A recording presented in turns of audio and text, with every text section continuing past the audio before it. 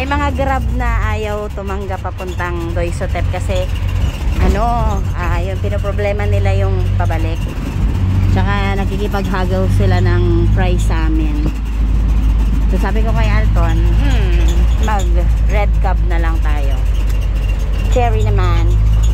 So this is only 30 baht. Pagdating namin doon sa pagitan ng Chiang Mai University and Chiang Mai Zoo, merong paakyat papuntang Doi Sotep. So parang 60 baht I think, bus. Parang ganito din.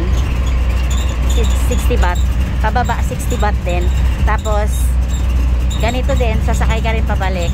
So 30 baht. So 'di ba? Ang laki ng na save. Samantala kanina sinisingil kami ng Grab ng 800 baht. So kailangan magaling ka lang sa mga ganito. Huwag masyadong matakot lalo na kung may pera ka naman sa bulsa, kaya mong bumalik. Try and try until you succeed, char. Huwag lang yung try and try until you die. Hey, Doi Sotep, we're coming. So ayan na, nagbayad na salto ng 60 baht kasi 30 baht lang per person. Kung ayan kasi nakalagay dyan, minibus papuntang Doi Sotep Temple. Way up is 60 baht per person. Tapos way down is 60 baht. Nilagyan ng ganito para maiwasan na rin yung mga, yung mga overpricing. And then yan, meron silang mga kung saan yung mga destination na gusto mong puntahan. Tapos meron naman dito, minimum 10 person up. O, ayan. Down. Diba?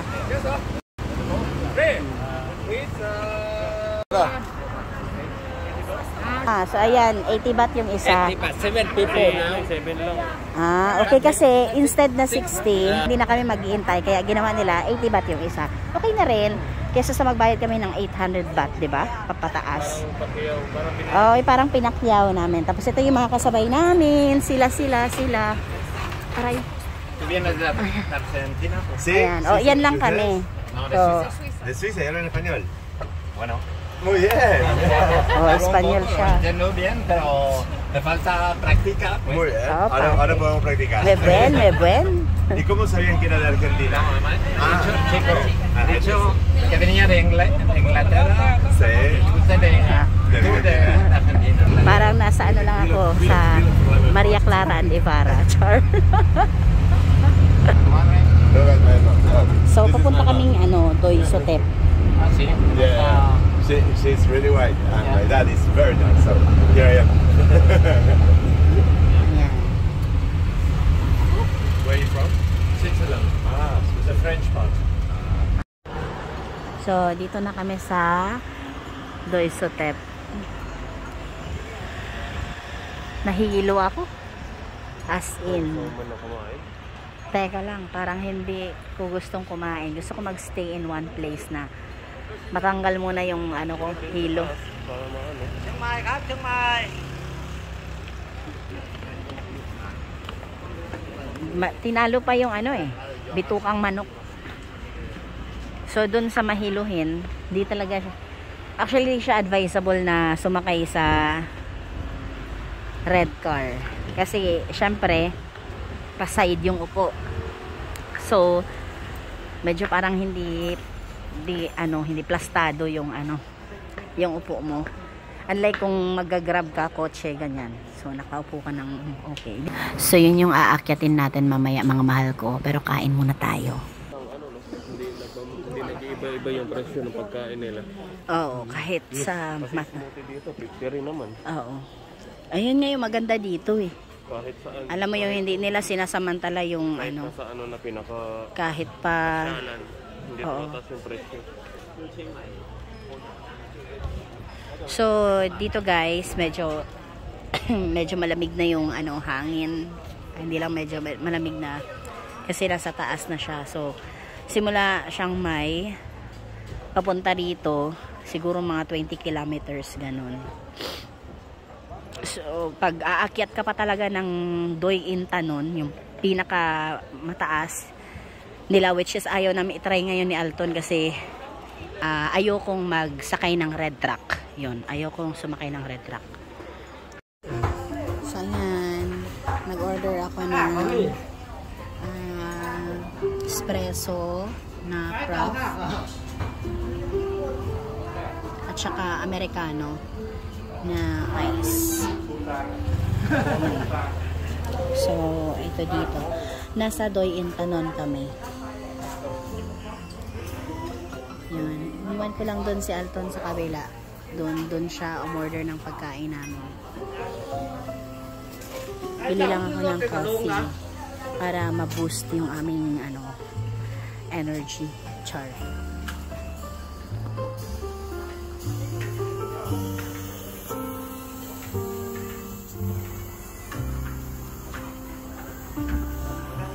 So ayan.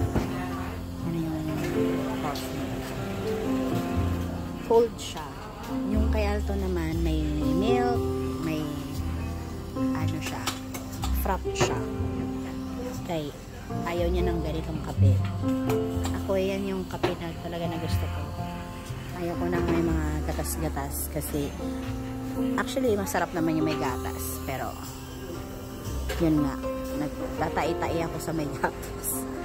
Tsaka mas gusto ko yung yung lasa ng walang gatas pagkape.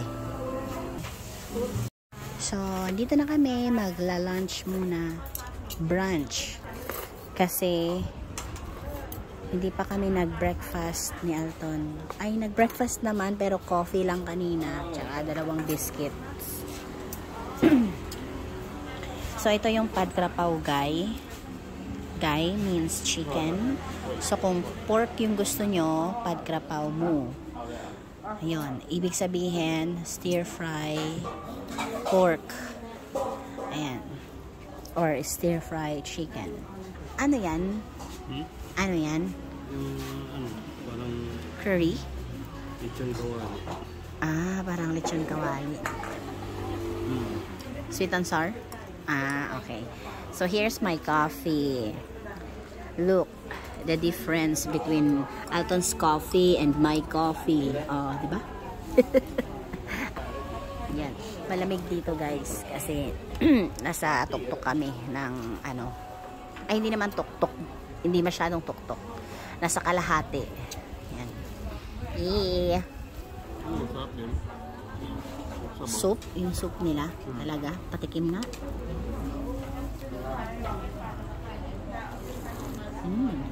So, tara na, akyat na tayo. So, nandito na kami sa taas, mga mahal ko. Hindi ko na na-videohan yung pag-akyat namin kasi hingal na hingal talaga ako kanina. So, wala naman tayong gagawin dito, mga mahal ko, kundi maglibot-libot lang talaga. So, tingin-tingin lang tayo kung anong meron dito sa taas. Alam niyo, mga mahal ko, napakaganda talaga ng mga temples nila dito.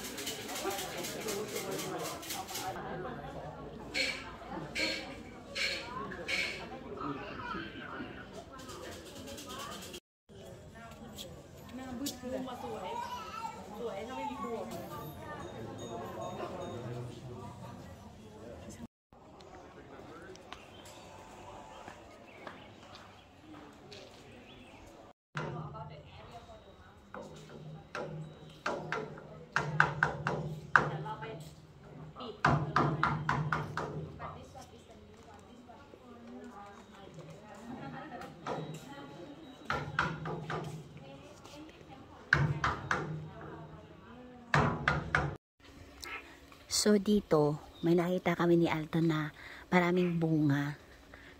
So, sabi ko, para siyang magic berry. Pero nung tiningnan ko closer, ang tawag ito is Spanish cherry. So, edible din to, guys. Look. Diba? Pero, mas masarap siyang kainin pag hinog. Ayan, ang daming bunga. Look. Diba? So, hindi pa siya ganun kahinog. Pero sobrang dami ng bunga. Ayan, o. So, yan. Ganito kalaki yung puno na yan. So dito sa kanila, marami ditong puno na as in grabe talaga mamunga. Pero iniintay lang namin silang matapos. Babalik kami doon ni Alton sa parang wood carving na ano, na parang tawag ito, waiting shed. Waiting shed ba yun? Yun, doon kami pupunta mamaya. Doon, ayun o, doon sa dulo. Kasi gusto ko magpa-picture. Kukuha kami ng video pang Instagram, pang memories. Ayan. Sarap dito. Yung feeling na to na-feel ko na to sa Pilipinas sa Tagaytay, nung kami ng mga pinsan ko, nagtagaytay kami. Pero mas maganda dun sa Tagaytay yung view. Kasi talaga ano mo yung fog. Yun. Dito, maganda din naman. Pero I think parang, mas gusto ko yung feeling nung sa Tagaytay. Yung overlooking dun. Kasi puro talaga siya bukid. Dito, ma-view mo dito yung city. So magkaiba siya. Parehas siya maganda, pero iba lang yung beauty nila. So kukuha kami ng ano.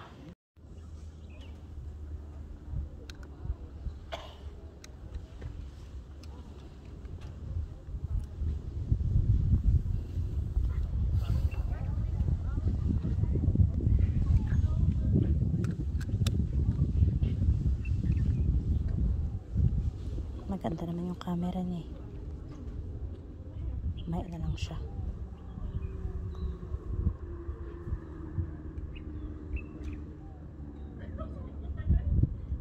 You want to see the first one? And then we have 3 more outside.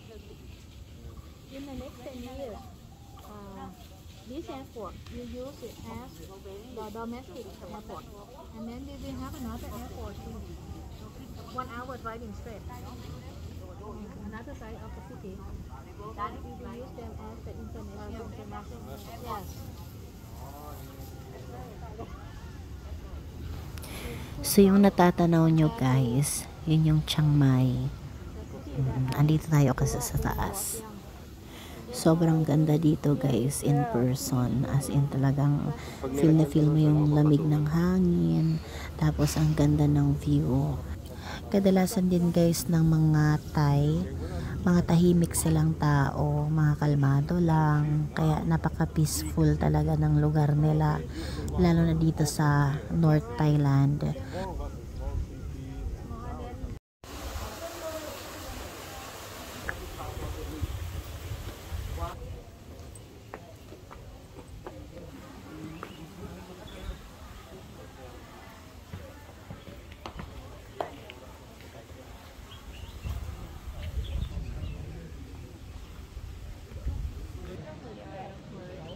É lá que a gente vai agora? O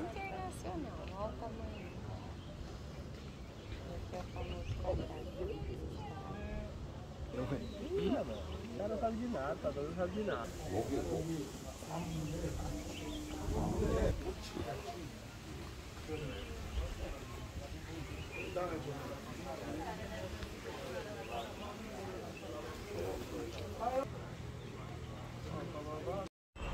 So, nandito na kami, pababa na kami ni Alton sa Old Town, Chiang Mai. So, dito ako sa harap ng sasakyan sa katabi ng driver. Kasi nahilo talaga ako doon sa likod. So, pumayag naman sila na dito ako. Ito pala yung Old Town. Yan. Yang square na yan. Yan, merong pader. Ayan. Nandito kami sa doon. Asan na ba yung what? Ayun. Wat Patat Doi Sutet. Ayan. Nandyan tayo ngayon. So, yan yun. So, tapos na naming libutin ni Alton yung sa loob niyan. So, ngayon, magpapastop kami dito sa Old Town, labas or north, labas nitong itong square na to. Sa north kami magsisimula para malibot din namin itong nasa labas. Okay?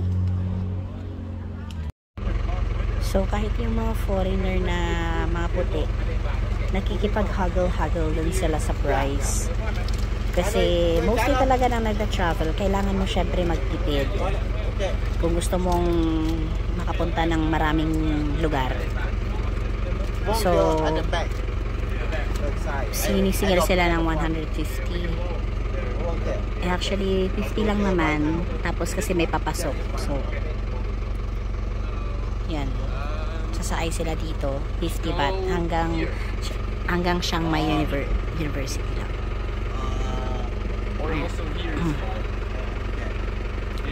So, ganyan. Ayun yung maganda dito eh. Kasi kahit saang attraction or kahit saang lugar, makikita mo talaga yung mapa nila. So, parang siya, madali siya para sa mga turista. So, we're going na. We're going down.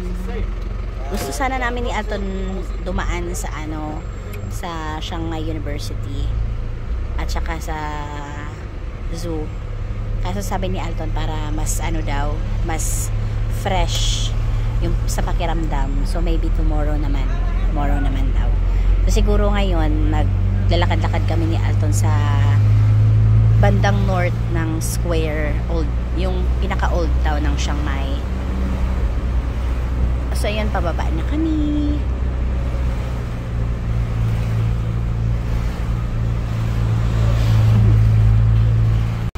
So yun, tawag ito, mahirap silang kausapin, hindi dahil sa hindi kanila maiintindihan, kasi mostly naman na ng Thai, parang na-practice na nilang intindihin yung mga foreigner o yung Ingles. Excuse me. Kaya lang pag sila na yung magre-reply sa'yo, ikaw na minsan yung mahirap makaintindi. Dahil yung accent nila parang mahirap intindihin. So like yung road is load, yung R binibigkas nila ng L.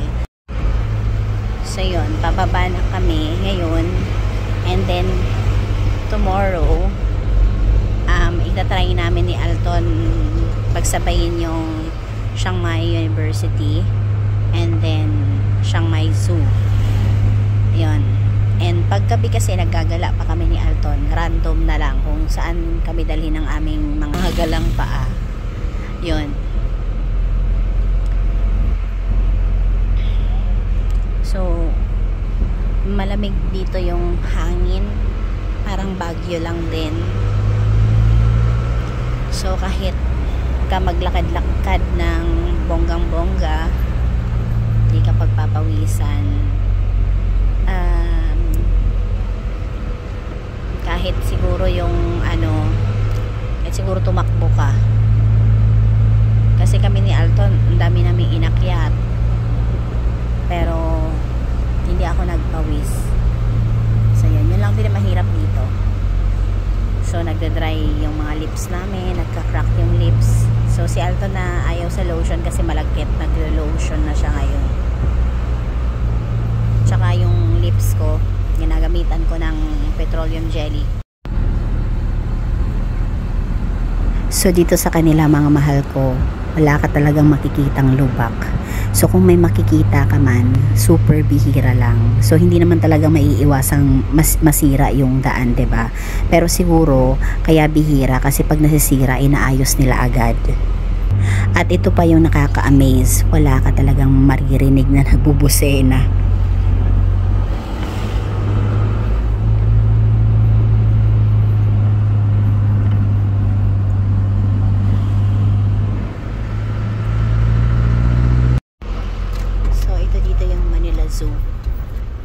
Manila Zoo. Ano pala? Chiang Mai Zoo. Paano Manila Zoo? Chiang Mai Zoo. So, hindi kami dito bababa ni Anton. Ito na dito yung Chiang Mai Zoo. Ayan. So, pupunta kami dyan bukas ni Anton.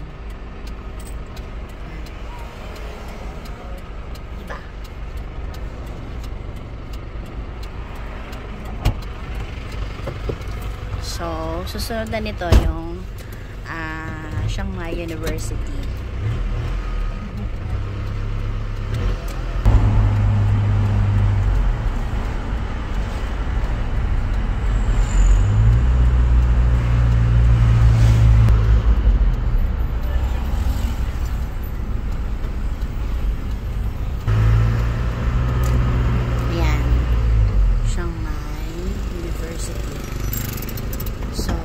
Din yung bukas sasabayin namin yung itong university at saka dun sa Chiang Mai Zoo. Siguro ito yung uunahin namin tapos lalakarin na lang namin sa Chiang Mai Zoo kasi malapit lang naman. So tingnan natin, baka makasilip naman tayo ng konti. So ayan, flowers everywhere. Ganda dito, diba? Ang lamig pa. Parang sa Baguio lang din. Ayan. Meron naman din tayong ganyan. Medyo mas pinaganda lang ng onte kasi nga, diba? Siyempre, Thailand sila eh. Ayan.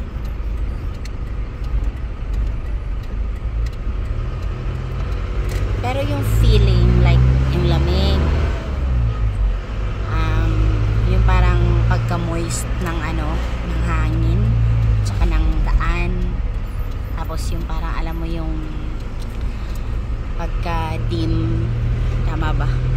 Yung liwanag, ganun, same sa Baguio. Di maaraw, parang foggy lang, tapos parang moist yung hangin, mamasa-basa, ganun.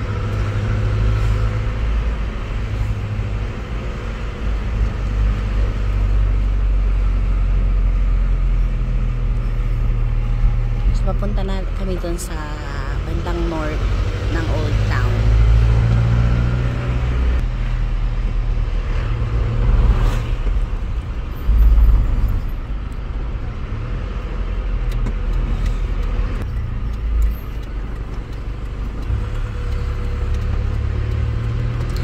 Ito yung co-working space.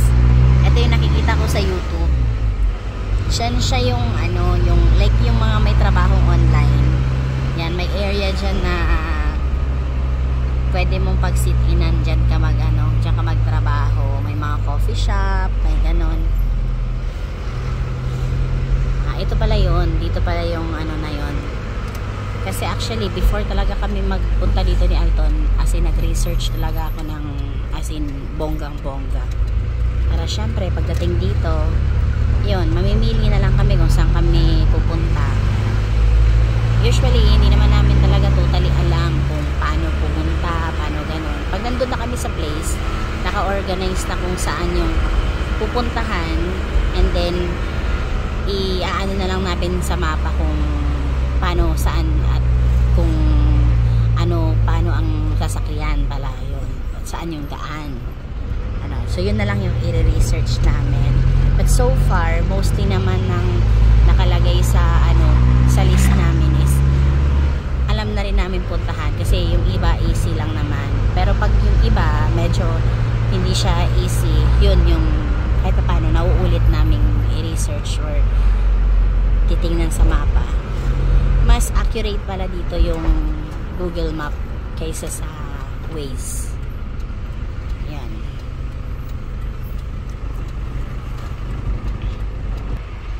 So ayan, kahit paano may traffic. Pero chill lang sila. Wala kang busena na maririnig. Tapos tingnan mo, diba? Relax lang sila. Pag traffic, candy. Ayan. Parang alam nyo yun yung di sila mga irritableng tao. Yun yung nakita ko sa nila. Attitude.